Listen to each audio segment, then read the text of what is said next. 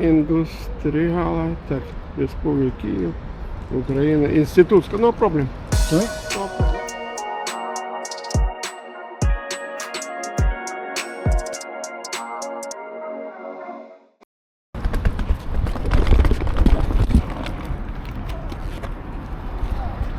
Yeah, I'm getting ripped off, but that's fine.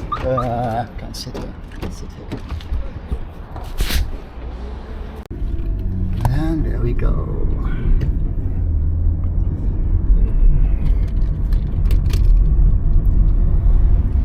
Very first impressions of Kyiv and sunny weather are that it's just like any European capital.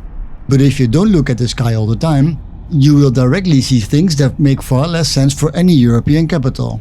Bombed out and burned down buildings like the ones behind the summer green trees on the right here. Quiet skies are no guarantee either. Air raid alerts are common, and although not every single one indicates a heavy attack, every single one of them is as scary as the one before it because it can result in a heavy attack.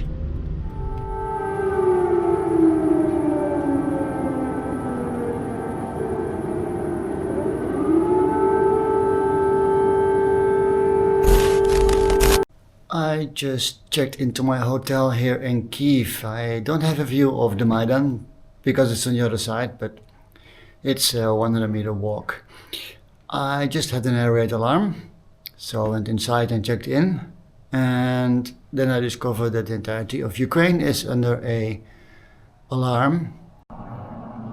It's a car. I opened the window so I can hear if something is flying past, mainly fighter jets and stuff like that, because the presidential palace is 200 meters to the north, to the south from here. Yeah, south, I guess. Let's wait and see before I take a shower and head out. I see people walking, so I think it's okay, but I'm going to wait it out for a bit. And yes, I've just arrived less than 2 hours ago. This big sign says, "I love Ukraine." Right behind it, thousands of flags, pictures of people that died. Senseless war started by Putin over a decade ago. They love their country so much, they died for it, every one of them. I don't read or speak Ukrainian. I don't think you need to if you have a look around here.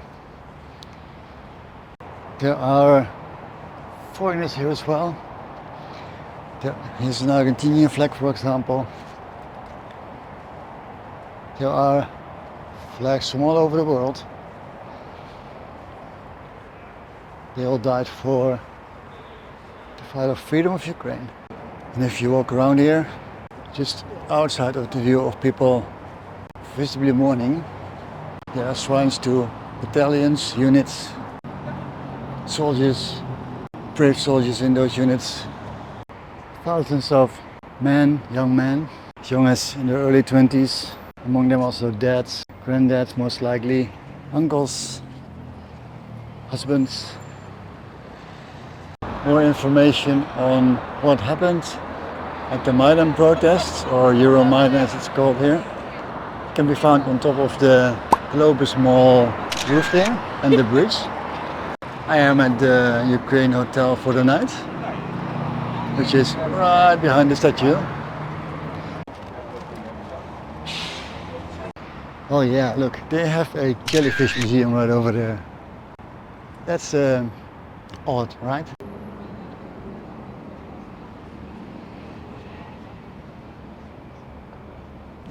Another square, another church. This is the St. Michael's Monastery, where Biden walked with Zelensky fairly early on in the war, right against this wall. Because right around the corner of that wall is another huge shrine for those that gave their lives to the country. Thousands of people again stretch out along this entire wall of the church building here. What's also here is some Russian shite that never made it to its final destination. So, yeah. Yes, one flag is okay. Thank you. Thank you.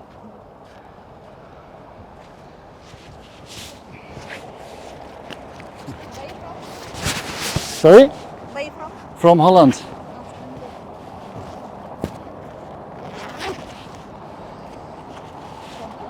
Yeah.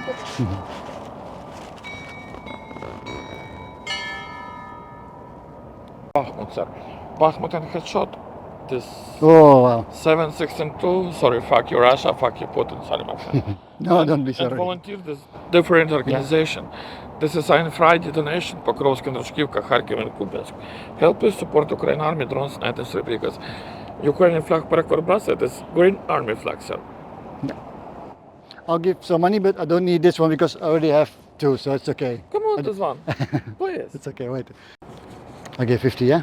Oh, this little. This collection money. Sorry. This euros. No, I give everyone a little bit, so. Okay, come on, this one. No, it's okay, you can keep it. Have a Don't good worry. day. Yeah.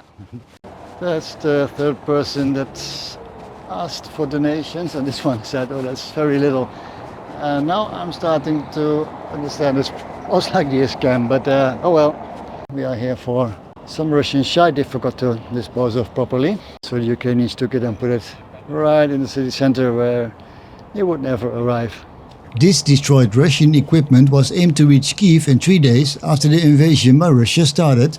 Instead, it got annihilated on its way in a matter of hours and days after Ukraine organized itself and started to fight back and resist. Most of the equipment here is from the areas northwest of Kyiv, from places like Hostomel and Bucha, for example. Yeah, most likely some Russians died in here. Oh well, shouldn't have come here in the first place, dude.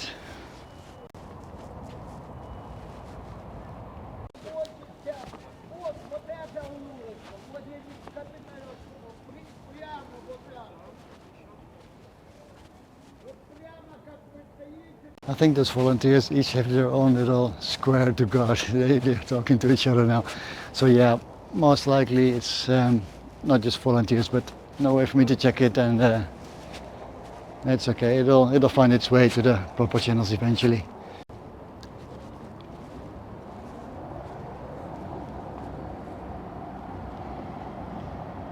What weird is that all this equipment is from a war that is going on right now. Not some distant war in the past like the Second World War. You need to realize that when you're here. But it gets way darker than this. These are parts from a Russian Tochka-U ballistic missile with cluster warhead that was fired at a civilian target, the train station of Kramatorsk, during civilian evacuations on the 8th of April 2022, killing 61 innocent people.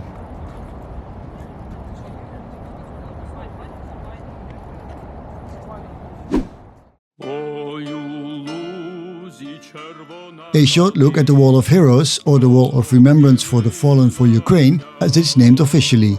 Pictures of thousands of Ukrainian heroes that gave their lives fighting the genocidal Russian invasion since 2014, a time the rest of the world describes as little green men entering Crimea and eastern parts of Ukraine, trying to explain it away as some security force or something. Don't be mistaken, Ukraine's real struggle for sovereignty started in March 2014 already, while the world tried to look the other way for almost a decade, allowing for the full-scale invasion to happen.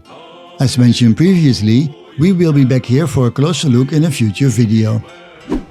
Right here on Independence Square is the story about the encirclement of Mariupol and its subsequent fall into Russian hands. Many fought here as long as they could. But eventually the Russians would win, making an occupied Mariupol a fact.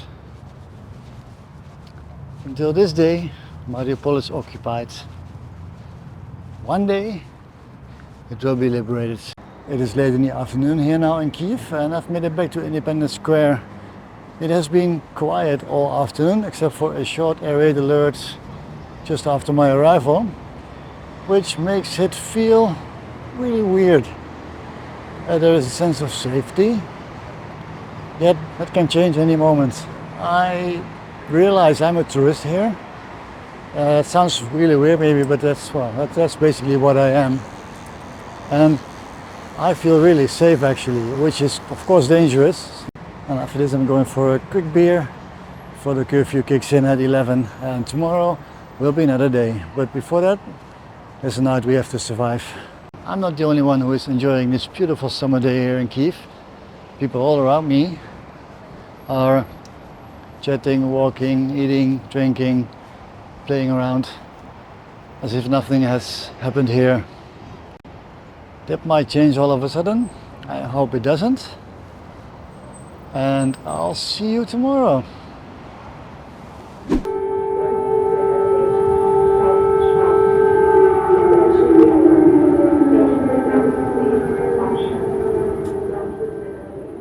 And of course, a day in Kyiv, or Ukraine for that matter, is not complete with a nightly air raid alert. This is my first night here, and I don't have a clue on how people find the strength to live through this for 1300 days. I will learn a bit of this though during the days I was spent in Ukraine.